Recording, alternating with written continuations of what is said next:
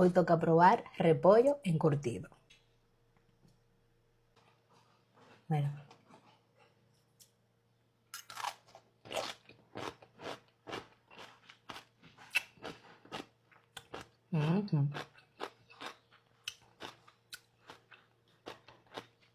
Está bueno.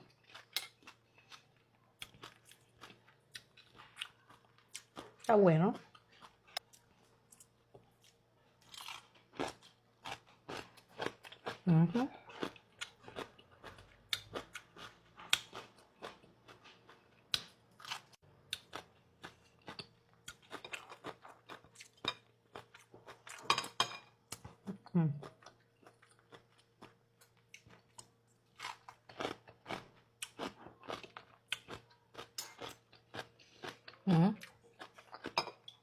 Está bueno.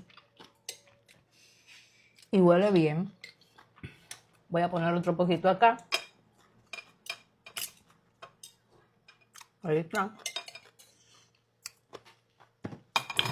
Y le voy a poner un poquito de tajín.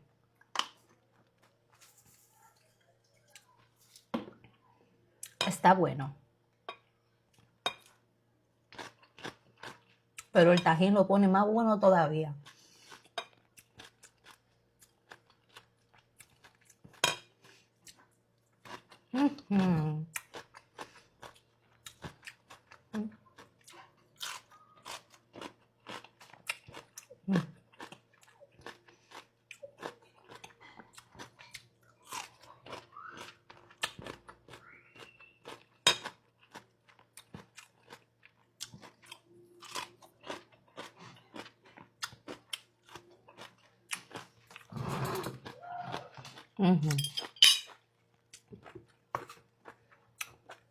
Me encantó.